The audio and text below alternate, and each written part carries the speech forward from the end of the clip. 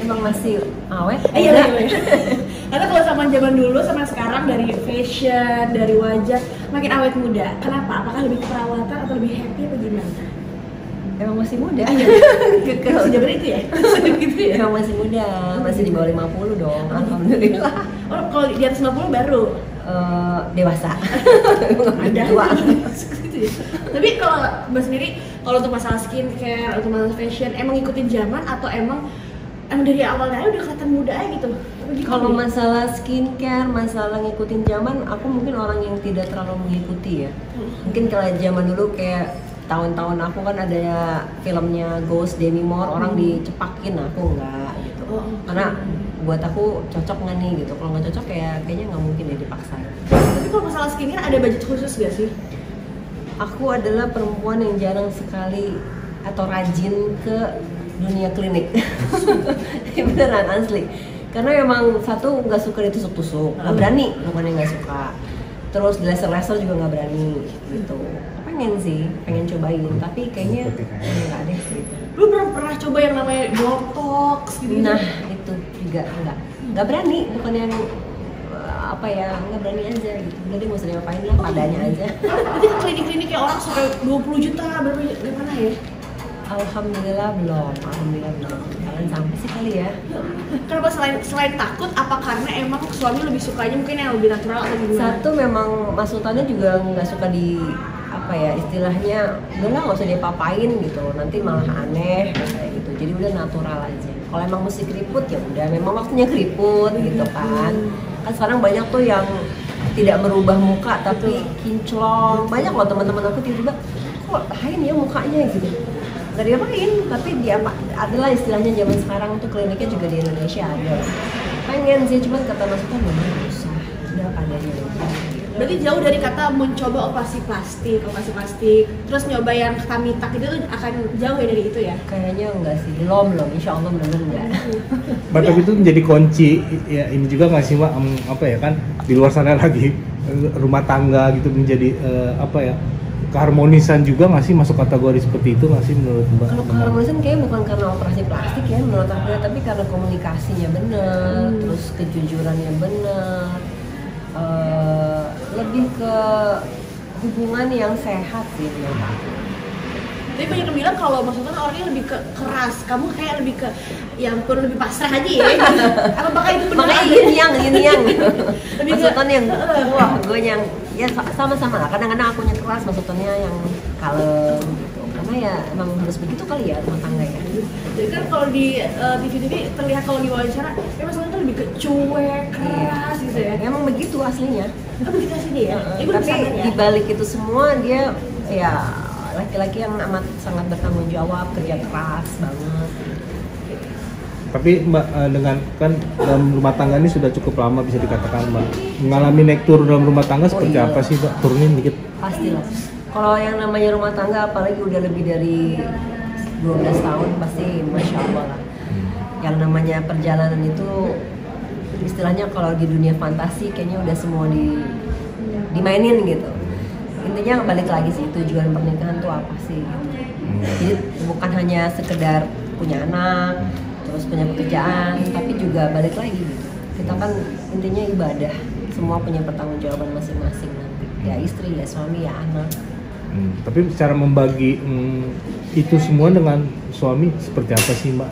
Nggak ada sih, aku ngalir begitu aja sama Mas Sultan ya. Intinya satu ya komunikasi, kejujuran, dan saling menerima kekurangan gitu. Kalau misalnya pernikahan selalu melihat yang bagus-bagus aja, nanti ketika dia mengecewakan, ya bisa emang kayak mobil ya bisa tukar tambah kan nggak mungkin. Serem ya. Jadi udah cukup gitu loh. Tapi suka dukanya 12 tahun apa nih Mbak? Mungkin dengan ya Mas? Mungkin kalau Mas bisa lihat flashback cerita saya dengan Mas Sultan, kita pernah yang 2 tahun nggak punya pekerjaan. Kita benar-benar yang tidak punya istilahnya income sama sekali, sementara harus nyekolahin Raffi, akuin, tapi ya harus dijalanin gitu loh. Kalau memang masih terus mau bersama ya. Tapi kalau dalam pasti kan dalam rumah tangga pasti ada ribut nih Mbak ya. Pasti lah. dalam menyelesaikan sebuah masalah itu seperti apa sih Mbak dalam berdua? Ya mungkin harus ada yang lebih ngalah kali. Kalau Mas Sultannya keras, sayanya ngalah. Sayanya keras, Mas Sultannya ngalah. Harus saling. Makanya harus saling. Kalau misalnya dua-duanya api ya susah. Sampai kapanpun kita menikah sama siapapun, even sama Brad Pitt juga rasanya tetap aja bisa bercerai gitu kan. Berarti itu kuncinya itu ya Mbak dalam menjalani rumah tangga? Komunikasi, jujur gitu ya, saling menerima kekurangan. Kalau kelebihan ya itu bonus dari Allah.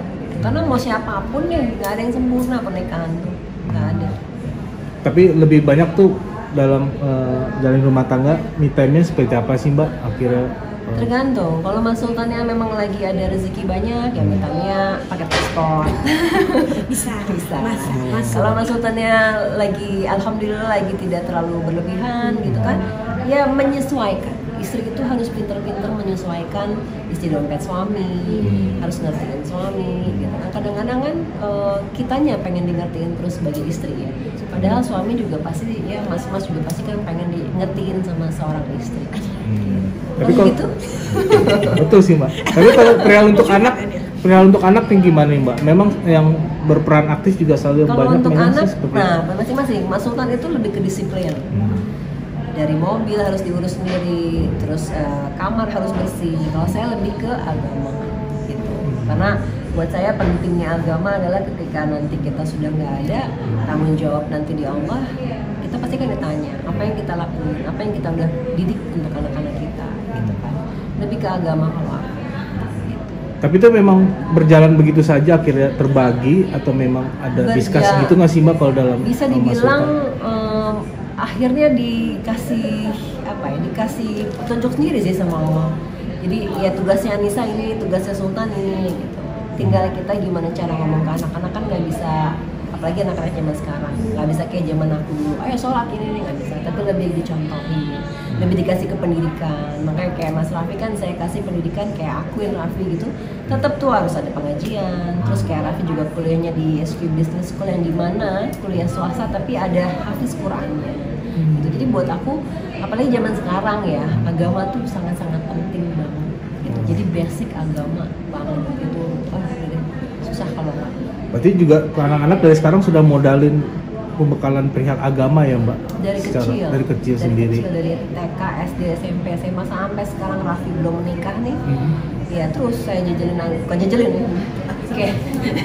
Saya kasih ilmu terus gitu. Walaupun saya juga masih kurang ilmu ya gitu, tapi paling tidak gitu kalau basicnya udah ada agama. Dan karena kehidupan di luar itu kan Masya Allah ya apalagi kan mereka anak-anak tahun 1999 ke atas itu kan mentalnya nggak kayak zaman saya gitu kan, yang dibordir di ini di itu. Kalau sekarang kan lebih kayak enakan di kamar, tinggal ngeliat handphone semua ada, beda banget gitu sama zaman kita. Jadi ya harus benar-benar terus kasih peringatan, kasih kepercayaan, tapi tetap basicnya ya agama. Tapi dalam perihal pendidikan agama tuh memang yang benar-benar apa ya Mbak, ketat, benar-benar ekstra atau bagaimana sih Mbak secara? Terus-terusan sih, saya pokoknya setiap bangun saya sampai bilang kalau bangun tidur melek doa gitu kan. Mau pergi, mau keluar rumah, mau di mobil doa. Mau ada pergaulan, mau ketemu sama temen, mau rapat, mau apa, doa. Jadi semua harus balik ke Allah, balik ke Allah, balik ke Allah. Supaya kita kan nggak bisa 24 jam ngelihat anak atau kita sebagai apa ya, ada kamera CCTV terus kan nggak bisa. Nggak bisa mengawasi anak 24 jam. Cuman Allah yang bisa membantu ibu bapaknya di rumah nih, supaya anak-anak dijauhi dari hal-hal yang nggak kepengen kita mau lah orang tua di mana. Tapi ngomong juga habis pulang umroh ya Mbak? Baru banget ini. Baru ya kan. Nah itu bagaimana Mbak akhirnya kan? Ada kayak dangdut di suara gua. Kedengeran sedikit ya. Agak kedengeran dikit. Mengalami menjalani ibadah kemarin umroh seperti apa sih? Alhamdulillah, Masya Allah dikasih kemudahan. Alhamdulillah kan memang setiap tahun saya selalu sama Pak Ari Ginanjar, sama ISQ Tour. Kenapa? Karena ISQ itu saya kan selalu bawa anak-anak. Selalu bawa anak-anak, gimana caranya kalau ada rezeki lebih saya bawa anak-anak, bawa orang tua saya. Nah, dimana ISQ Tour itu pasti selalu setiap kita datang ke Madinah itu ada pemaknaan.